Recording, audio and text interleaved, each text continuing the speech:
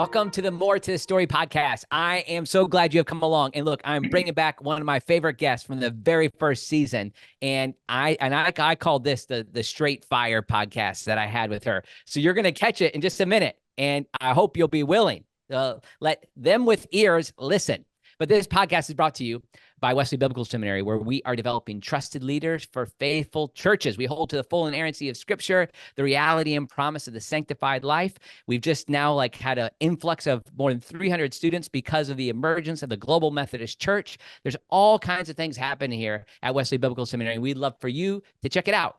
And you can find out more about us at wbs.edu, a full range of degrees from bachelor's to doctoral degrees, and on top of lay initiatives that you can find out about our website. And if you're listening to this podcast, if you're coming just because Katy's gone, you might be interested to see that Robert Gagnon, who is a new faculty member with us, will be teaching a class on on the Bible and sexuality.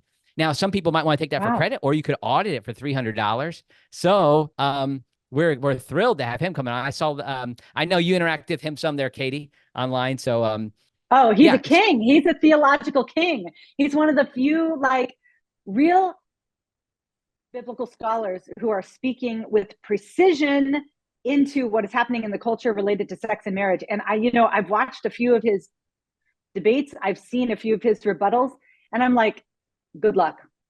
Good luck against Professor, I don't know, Gagnon, I think is how the French he would goes say by it. Gagnon. I'm sure he appreciates the French pronunciation, though. One time he told me, that's how you say it in French, but who even does that anymore? But I mean, if there was a theological version of Ben Shapiro destroys liberal, students, that's Professor Gagnon. He will take your silly little argument.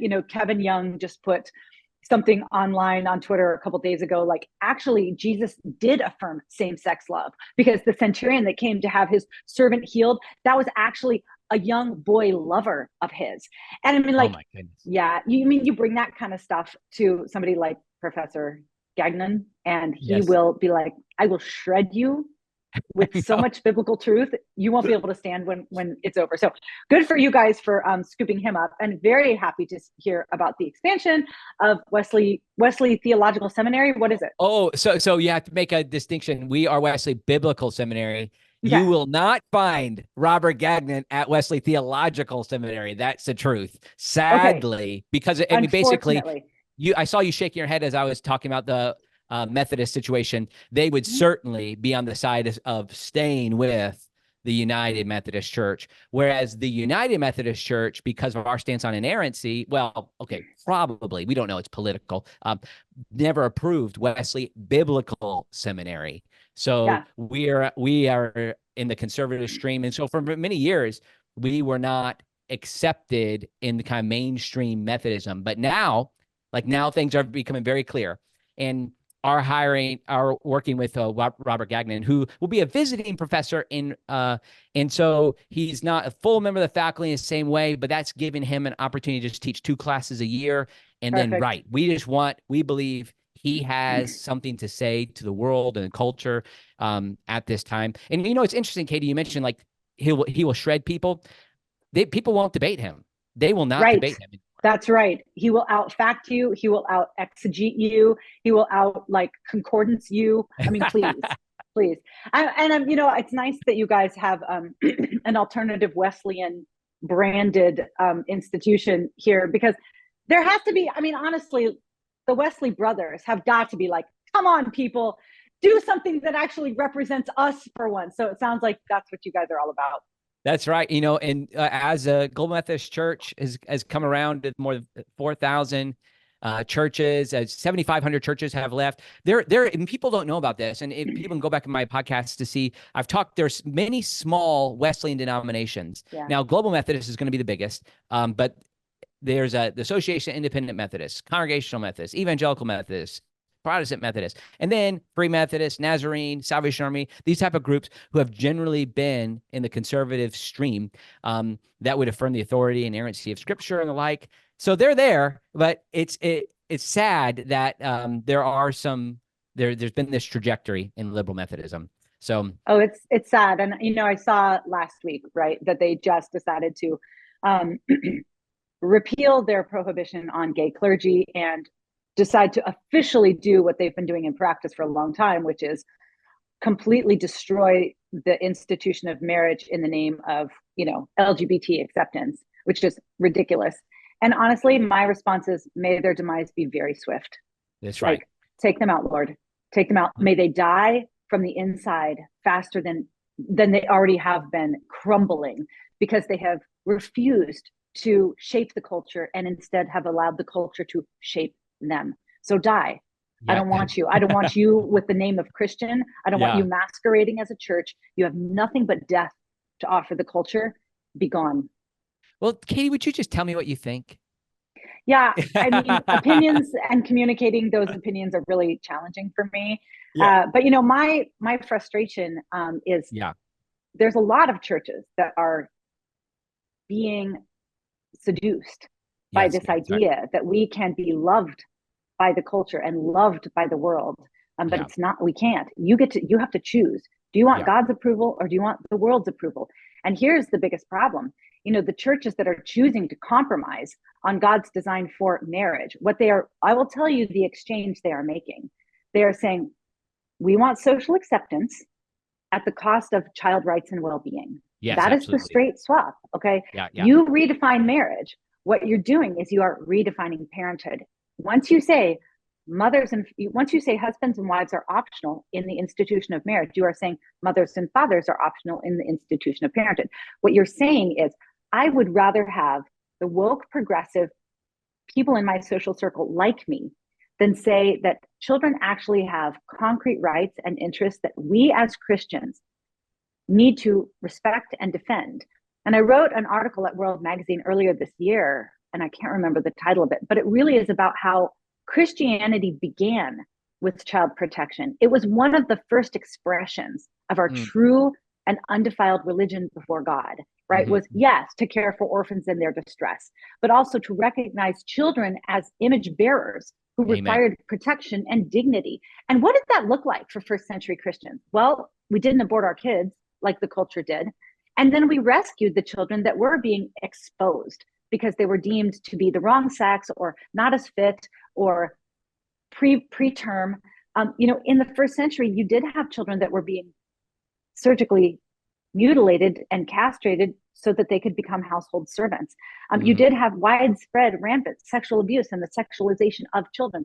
And everywhere that Christianity went, those practices came to an end. Amen. This is actually part and parcel of the original mandate for Christians is child protection. And I will tell you what God's plan A is for child protection. It's all of his rules about sex and marriage. Everything about God's rules for sex and marriage, ultimately you can directly connect to child protection. So when you forsake God's design for sex and marriage, you are forsaking children. You are saying we would rather have social accolades than children who are thriving, than children who are protected, than children who are free from exploitation and abuse. So get behind me, Satan. Yes, you die. Amen. I want you to die if you're going to compromise on what God says about sex and marriage, because what you're saying is children can be sacrificed so I can live a more comfortable life. And that is incompatible with true Christianity. Amen. I mean, I am with you, Katy. And this is I'm so thankful for a chance to talk to you about these type of things and in the context of Methodism. And those who are regular listeners to my podcast know I didn't even get through my intro, and that does not matter at all. I will go right for it here with you. I'll wait patiently. You do your intro. No. I will just drink my coffee and I will enjoy. I like it. I was so, and all my audience will be so glad. They'll be like, finally, Andy stopped saying the same thing I know that he's going to say every time. So with that, just to highlight that, sorry for the commercial, but go back and you can listen to it too, Katy, but people could go back and listen to my conversations with Tom Lambrick and Rob Renfro, two leaders of there's a group, Katy, called Good News for United Methodists. They've been working for 50 years trying to, they've held the line for so long. And now after the most recent decision, they were just there just to almost to see it end. And so when I was on this conversation, they were there because the Africans had come and they were trying to find a way out for the Africans. Well, and why didn't they center the Black voices, Andy? I want to know why they didn't center the Black voices, because there were Black voices there. And you know what the Black voices said? They said, you are forsaking our God and our teaching. But they didn't Absolutely. center those Black voices because they don't actually like the Black voices. They worship their woke God. And if those Black voices reflect their woke God, then of course we center their voices. But if not, all those backwards, bigoted Africans, I mean, who wants to listen to them anyway? Well, hopefully they'll come on eventually and just be enlightened eventually. And you know, the one who went most viral was my friend Bishop Jerry Kula, Kulah, and students from his school now like do graduate work with us. So he stood up and stood strong. So they were there. But I when I had them on, I said, "Oh, isn't this kind of like a sad moment? Like here's a Bishop Francis Asbury's denomination and John Wesley's denomination. This is what's happened." Yeah. And I mean, there was a bit of sorrow for me, but they said exactly what you said.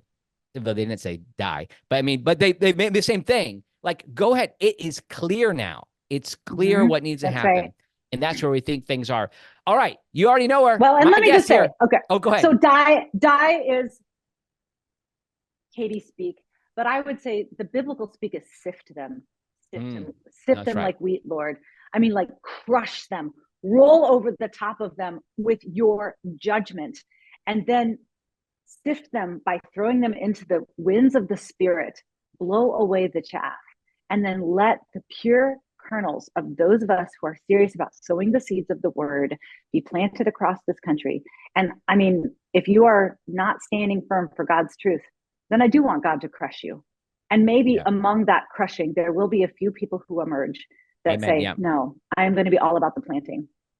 Yeah, we want to do that, as Jude said, with mercy. I mean, there's hope. I mean, I believe there's hope. And this one of the great things has happened. I had Eric Huffman on my podcast who was from that very tradition and came out of it. And I just hope that others will have that same experience. And that's what I want for everybody. And that's in this tradition, like nobody is too far gone. Like so anyways, this, if you haven't figured it out, you're pretty slow, but I have on the podcast again with me, Katy Faust, who is the president and founder of Them Before Us Ministries. And so, Katy, you've already kind of highlighted a little bit. I've had you on before, but I think I have enough new listeners. I want them to make sure to get your message. And you started to highlight it, that it's not that you don't believe or affirm the biblical stance on marriage or on abortion, which, by the way, the United Methodist Church last week embraced abortion and stands now against all the states like Mississippi that have laws against it. So, I mean, there it is. But you come at that. You're a pastor's wife. You have all this sort of stuff, but you have a different perspective that I love, because you're trying to develop. You know, not just trying. You have developed a different argument, and it's all held and can be seen in your title, Them Before Us. Help us know, what is it that you all are doing? Yes. When it comes to anything related to marriage and family, we say put them before us, put the children before adults, center their needs, their rights, their longings, their well-being in all of these different conversations. So if it has to do with marriage and family, we're going to say, first consider the child. So if you look at children's natural rights, right? Again, you know, I'm a pastor's wife. I am like the biggest Bible thumper you're ever going to meet. But the nonprofit is not a religious nonprofit. It is based on natural law and social science. We tell the stories of children who have grown up in modern families, so you yourself can see how they are victimized when we don't protect their rights. So we are a nonprofit that is established to defend children's rights to their mother and father. Children have a right to life. Most of us who are in the Christian conservative world understand that right. And I believe that we have made incredible progress towards abolishing abortion, because we have stood firmly on children's natural rights. Thank God there are hundreds of organizations that are doing that. We are the only nonprofit solely devoted to defending children's natural right in the family to their mother and father. And when you do that, what you get is absolute clarity on everything that has to do with marriage and family. So you understand that if children have a right to their mother and father, that marriage is actually a matter of justice for children, because it's the only relationship that unites the two people to whom children have a natural right. And that means that you have to view most divorce with derision, because they separate a child from one or both of their parents at least 50% of the time. And the vast majority of divorce cases are not because of abuse or addiction or adultery or abandonment, which used to historically be the justification for ending a marriage. these days, most divorces are ending low conflict marriages, right? Just because the adults fall out of love. But divorce wreaks havoc on the life of the child and diminishes their physical, mental, emotional, academic, and relational health. If children have a right to their mother and father, that means that we reject all forms of modern family, which really is just code for child loss. The child has to lose something to be in that family.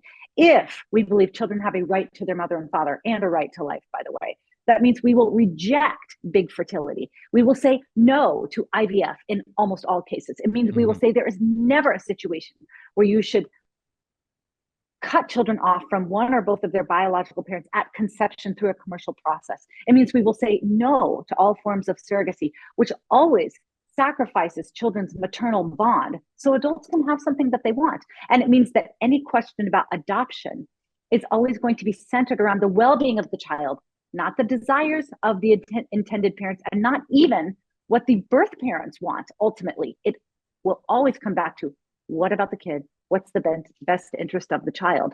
So at Them Before Us, we are hardcore child protectionists, right? We just think that beyond abortion, children have rights that need to be respected and protected by the only people in society powerful enough to do that, and that is adults. So that gives you an idea of sort of the scope of what we're after. We have even more projects, that are broadening out that mission across the globe, but that's it. And, if you have not dialed into this already, give me enough time and I will trigger you as well. Because everything that I'm talking about is in some way going to infringe on or encroach on what an adult wants, what you want, what I want, something that is going to burden us in some way. But the only alternative is for children to be burdened on behalf of adults. And that is a world of injustice. Wow. So I hear a little different emphasis, and it's maybe it's just that I'm hearing it finally myself. It was 2.5 years ago that I interviewed you last time, but is it new language? I know it's not a new idea necessarily for you to say to the parents. Like that seems like, and I'm hearing. So what do you mean by that? Like the children's rights to the parents as opposed to society? Oh, very good. So we are a children's rights movement. Okay, we are here to defend children's rights, and children primarily have a right to life. And thankfully, that is being covered by a lot of great nonprofits, organizations. We are defending children's right to both biological parents, to their mother and father. And we spend quite a bit of time in our first book, Them Before Us, Why We Need a Global Children's Rights Movement, in chapter 1, talking about what are children's rights? What do children have a right to? And they do have a right to their own mother and father whenever possible. This is a fundamental natural right. And by natural right, I mean a right that can be discovered through the philosophy of natural law, right? Natural law, which is the basis of most of our laws related to justice. Yeah, common law, right? This is the grounds on which Martin Luther King Jr. argued that his Black brothers and sisters have a right to equal treatment, even though it wasn't recognized in civil law at the time. This is a system of universal morality that can be discovered through looking at the natural world.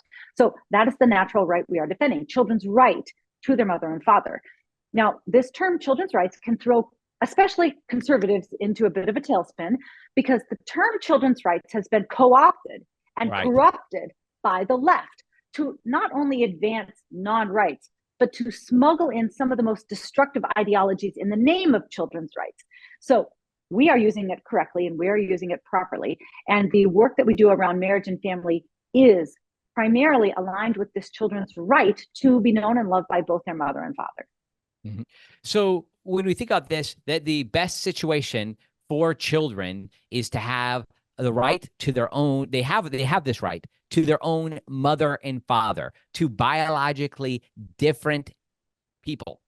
Now, that's obviously in that way, Them Before Us, because of that foundation, stands against same-sex marriage, right? Because it's taking this away. Well, some would suggest, well, is there really a difference? I mean, we could just bring in if it's two women, we could just bring a man in and play baseball with the kids or the boys or whatever. So what's the big deal? Like, why can't we just provide? Are you saying that the single mom isn't able to provide for their kids? Why is this so important that people have a right to that children have a right to both a male and female, the male and female parents? Yeah. And not just a male and female parent, their Theirs. male Yes. and female parent. And so let me lay out the rule here, and then we can address some exceptions. So the rule is, and I'm just talking from a biological standpoint, we have actually been studying family structure for decades. And what we see is biological parents advantage children in ways that unrelated adults don't. They just don't. Mm. We spent all of chapter 2 of that first book, Them Before Us, Why We Need a Global Children's Rights Movement, going through the social science data on why their own biological parents distinctly advantage children. So the summary is, a child's own mother and father are statistically the most connected to the child. They're statistically the most invested in the child in terms of giving time and money and resources. They're statistically the most protective of the child. The child who grows up in the home of their married biological parents suffers the least amount of accidental injury and death, and they suffer the lowest risk of abuse and neglect. Conversely, the inclusion of an unrelated adult, specifically an unrelated man, is the factor that rates forces rates of abuse and neglect to skyrocket. Sociologist Brad Wilcox said, the most dangerous place a child can find themselves in the country today is in the home of an unrelated man left to care for the child himself. So Wow. mother's boyfriend or a stepfather. So this is actually so widely acknowledged in the social science literature that evolutionary biologists have a name for it. And it's called the Cinderella Effect. That a child who is living with a step parent, the mother or the father, it's so common for them to be treated differently, to be treated more poorly, to be treated as a child that is invested and protected less than the biological offspring of that parent, that it's widely acknowledged.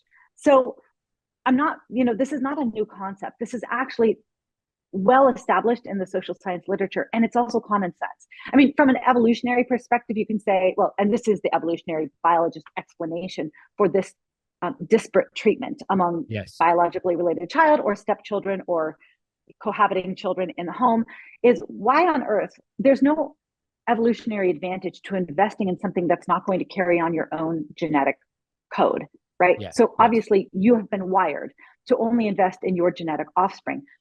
Those of us that are Christians and adhere to the biblical worldview, we're like, well, that's sin nature. You're a sinner. That's why you're doing it. But God has established biological systems that do make it easier for us to invest in our own children. And we actually see this in adoption, that adopted children grow up in homes that are statistically by parents who are wealthier, better educated, with more stable marriages, and adoptive parents who even spend more time and money on their kids than the average biological parent. And yet, adopted kids fare worse. They have more externalizing disorders. They struggle more in school. They have identity issues.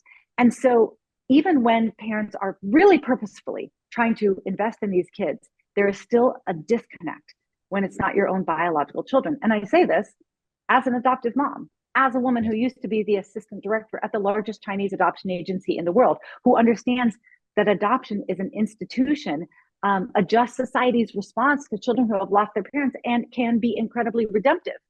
Yes. But to pretend like there's no difference between an unrelated adult who's just dropping in for a weekend or even a lifetime, that is absolutely false if you actually want to look at the research and what we know about parent-child connection. Wow. So when this happens, could you just even maybe give an illustration of that? You hinted at it a little bit when you're talking about the Cinderella effect, but where is it that this goes wrong? Like, give us a story of like how that happens. Well, this is where I said I'm going to trigger you, because I'll get on a podcast like this and I'll say, well, let's talk about the disadvantages of having two moms or two dads. The child's going to suffer from father hunger if they have two moms. Like they crave the love of a dad, even if they're well loved by two wonderful, lovely women. They're going to be disadvantaged when it comes to their development, because mothers and fathers offer distinct and complementary benefits to children. What moms do for kids is not what dads do for kids, right? You don't need two parents, two mothers who are saying, be nice, be safe. go to bed on time. You also need the parent that's saying, go bigger, go stronger. Let's stay up late and let's just, have a movie night and we're going to watch the entire Star Wars trilogy tonight. And by the way, you absolutely should crush your siblings in Monopoly because I just think that you should just take them for everything that they're worth, right? Like you actually do need that male and female complement in the home. And so I'll get on a podcast like this and people be like, yeah, of course, moms and dads matter. This makes so much sense. But then I'll say, children that are raised by their mother and her new husband fare about as well as children raised by a single mother, which is to say, not as well. Okay. Yeah. There are heroic step parents out there who are seeking to fill the gap of a negligent biological parent. But if you are talking about household structures, you cannot simply swap in a new husband or a new wife and think that your child is going to be unaffected. In fact, if a child is splitting homes after a divorce, for example, 50% of those kids develop split personalities, two different personalities, because they have to become two different people at their two different households, because mom is a conservative Christian and dad decided to explore Buddhism, and mom is a conservative and dad is a wild liberal that's taking them to all different kinds of women's marches, and mom is the one that's saying, no, we need to go to church every week, and dad is saying, who cares about that backwards religion? I mean, children actually have to become a different person depending on that drive from dad's house to mom's house. So unfortunately, no matter who we are, single, married, gay, straight, fertile or infertile, in a thriving marriage, in a struggling marriage, the answer is adults need to do hard things on behalf of children. Because if you are going to splice the child's family and separate them from their mother or father, you're really just saying, hey, kid, I'm going to level you with additional challenges because I don't want to do hard things on my own. Right. So this is part of why no fault divorce is a problem, right? That it makes it easy for people to get out. Now, I'm sure you've had people say, oh, I believe you on all the stats, Katy. Like, I see that, but it won't be the case with me. See, and they might, maybe a woman comes up to you, says, well, my husband's not like your husband. Your husband's a pastor. Everything must be perfect in the Faust house for Obviously. sure, right? Yep. And totally. like I see you doing these various things, like, well, and they say, but it's just so hard. I just don't love him anymore. There's this or that. I mean, all kinds of excuses come up. How do you respond in those moments? I'm sure they've happened, Katy. So the reality is it is hard. And you're right. You're right. Dealing with his porn addiction, it's awful. And dealing with her, stonewalling because she hasn't dealt with her childhood trauma, and you're just trying to have an honest conversation with her, and she simply doesn't want anything to do with you, or the fact that you guys are in debt again because she can't control her spending habits, or you guys are wildly disagreeing about parenting styles because you grew up in an authoritarian home and he grew up in a permissive home. I mean, the kinds of struggles that you deal with in marriage, I'm never going to diminish them. Right. Never going to diminish them. One of the things that we did in our 20 years of ministry together is we've done a lot of pre-marriage counseling, mid-marriage counseling, crisis marriage counseling, divorce prevention. And the kinds of challenges that you're going to face in a marriage, all of us will face in a marriage, are not minimal. And they do have the potential to plummet you into deep sorrow. So the solution is not to pretend like those challenges don't exist. The solution is to recognize that if you do not confront them as the husband, as the wife, what you're really saying is, Katy, this cross is too heavy for us. Here, kids, you take it instead. Wow. It's not that the burden is going to go away. It's that the burden is going to transfer from your strong adult shoulders, where you have resources like pastors and counselors and therapy and volition and the ability to change your own habits. You are going to transfer that burden from your capable shoulders onto your children's very weak and vulnerable shoulders. So you're going to have to choose. Someone's going to do the hard work. We just think it should be the adult. Wow. Katy, this is so strong and so much truth. I thank you for saying it. And let's imagine this scenario, that there is somebody listening and they've just separated from their spouse and separated from their family. Maybe they even had a divorce, and they hear this and they're convicted. What do you say to them? We spent chapter 5 of our book talking about divorce, and the situations where divorce may be permissible or might even be advisable. Those cases exist. Okay. So there are situations of abuse where you do need to separate at minimum for your safety and especially for the children's safety. That's just not the majority of divorces today. The majority of divorces take place because one or both of the adults are not doing hard things. Right. And that is actually the problem with no fault divorce. It's not really no fault. It's not going, let's just wash it and let it go. Usually what divorce is these days is unilateral divorce. One person being divorced against their will. Usually there's one spouse that is trying to keep it together and trying to do the work and trying to improve the marriage and trying to live up to their wedding vows. And one parent who, because of no fault divorce, can get out of scot-free, upend and destroy everybody's life with virtually no legal consequences. So a lot of people look at this and say, I was divorced against my will. This is awful. And now I'm not with my kids at least 50% of the time. Some men especially are like, I am paying through the nose child support that is actually keeping me in a status of poverty, and I never get to see my kids. So if you're on the other side of divorce, there's a very good chance that an injustice was done against you as well. Yeah. But if you're on the other side of a divorce and you're going, I should work harder. I should work harder. Yeah. Do the hard work right now. Yeah. And you need to disabuse yourself of this illusion that it's not going to be hard on your kids. It is. It will. And actually, we have more data than ever about how divorce harms kids for life. And don't fall into the illusion of thinking, well, I'm going to get remarried and that's going to fix everything. Because now they're going to have, a new dad in their life, or they're going to have, they're going to see that I'm happy. And once I'm happy, they're going to be happy. The studies that we have say that if you get divorced, your children are 45% more likely to get divorced themselves. So you failing to keep your marriage together or reconcile just passes that intergenerational burden onto them. They will either have to figure out how to do it themselves, or they just will never try. Yes. Then what we see is if a child's parents divorce, their own likelihood of divorce goes up 45%. If you remarry, their likelihood of divorce goes up by 90%. Wow. So your new marriage will not redeem marriage for them. Yeah. It is simply going to say, this actually is more disposable than I thought it was to begin with. Wow. So what happens if you're on the other side of divorce and you could do something about it? You reconcile. Yes. You do the hard work in your own life. You plead with the child's other parent to do the hard work in their life. You embed yourself in a community of healthy marriages. Okay. Because you probably got into this divorce because you've got a few divorced friends. Right. And divorce, we actually have seen that divorce functions as a contagion. If you have even one friend who has divorced that is a close friend of yours, your likelihood of divorce drastically increases. So surround yourself with people who have healthy, thriving marriages that you can pattern yourself after, who can hold you accountable, who can actually tell you, hey, I see this, you wife, I see your penchant for being critical to your husband.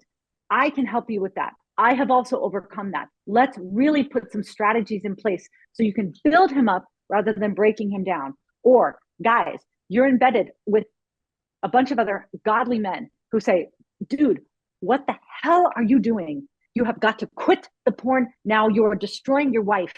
I will help you. I have been through that. I can come alongside you and make sure that you are living only for her. Okay. Yes. So you can't do it alone, but you do need to do it, because the only alternative is you are going to saddle your children with lifelong relational loss that they very well may not be able to overcome themselves. Wow, Katy, this is so helpful. I just know people are listening right now and feeling conviction, but I hope you hear it as a motivation that you're going to step up, like you're going to do something. You're going to start to act, and you're going to reject the passive approach. All right, Katy, I want to pivot a little bit because I really want to get your opinion on a couple of things. We only have a few more minutes, but obviously we're in an election year, and sadly, people seem to be trying to take politically expedient positions on both the presidential election on both sides. And Donald Trump has come out in support of IVF. Help us know how them before us, this philosophy then even speaks in that situation, and how we can, let me just start there. Yeah, great. So I'm glad you brought up the election. I just submitted the manuscript for my third book, and it's called ProChild Politics. Okay. Why every cultural, economic, and national issue is a matter of justice for children. So really, you can look at all of the evergreen political issues that we debate during every election, whether it's energy, whether it is the environment, whether it's education or race or ESG or the economy, anything that we end up, immigration, border security, foreign policy, actually all of those issues are questions about, are you going to prioritize children? Or are you going to do what is politically expedient or comfortable for adults in the moment and then just force children to shoulder the load later on? It's really the them before us philosophy applied to every major political issue. I did not write all of these chapters because I am not an expert on energy, but I did tap some of the greatest thinkers and authors on all of these different topics to write these chapters for me. So I have Moms for Liberty founder Tiffany Justice, who wrote my education chapter. And I have Chris Elston, also known as Billboard Chris, who wrote my transgender chapter, right? I have the co-founder of Strive, Vivek Ramaswamy's investment firm, writing my ESG chapter. I've got somebody that has been in immigration and naturalization services and now works at the Heritage Foundation, writing my border security chapter. And so it's all through the lens of prioritize kids, them before us. So first of all, I would say go to thembeforeus.com, subscribe to our newsletter, because that book will be available for pre-sale in the next month. And we really need to start thinking about not just elections, but as an electorate. We need to be thinking about child protection in every major area of politics. Now, I have a chapter on life, and Abby Johnson wrote that chapter for me. Right. So when you're talking about protecting children's right to life, there are two fronts of that battle. The first one we are very familiar with. We need to fight the baby taking industry. We need to fight the industry that is solely devoted to destroying little lives through abortion. But we also need to fight the baby making industry. We need to fight IVF, because IVF, by the numbers, IVF destroys more embryonic children every year than abortion does. Wow. People don't realize that when you create a baby in a laboratory, that baby is incredibly vulnerable. That baby, by the numbers, only 2 to 7% of babies created in a laboratory will be born alive. The vast majority are going to be discarded because they didn't make the grade, they didn't look fit enough, or they were the wrong sex, or they had the wrong hair color, or they had the wrong eye color. They'll be discarded, they'll be donated to research and experimented on until 14 days or maybe longer.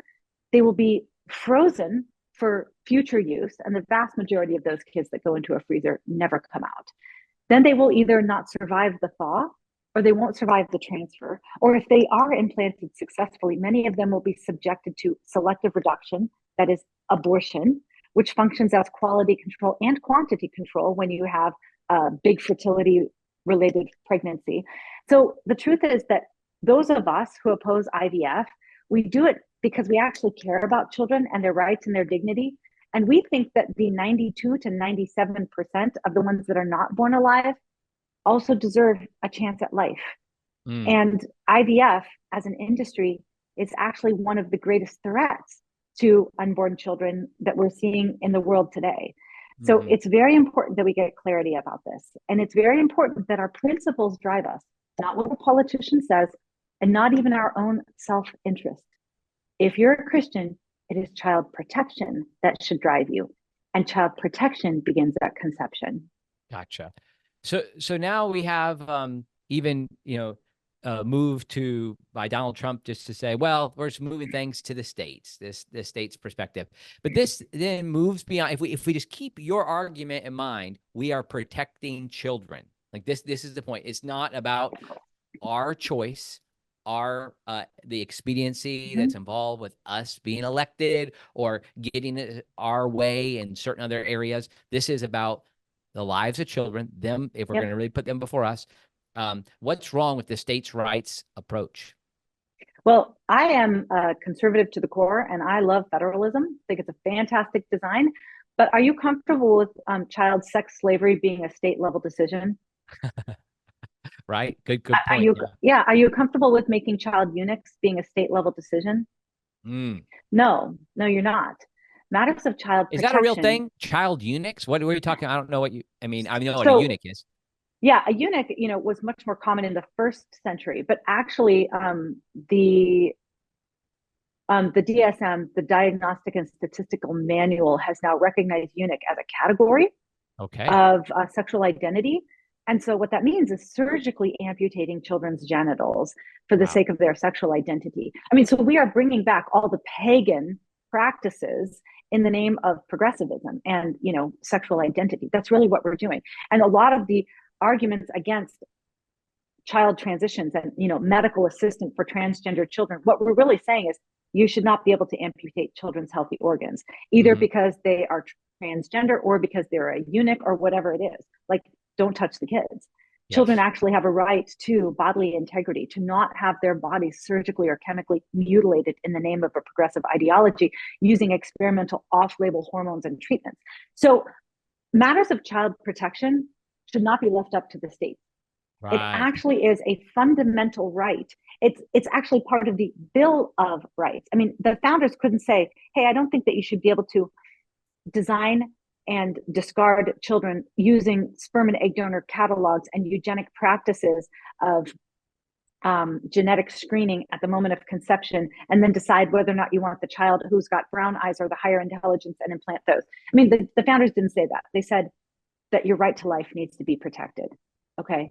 And children's right to life need to be protected. Unfortunately, we're now at the place where we should say children's right to their own mother and father needs to be protected. And children's right to not have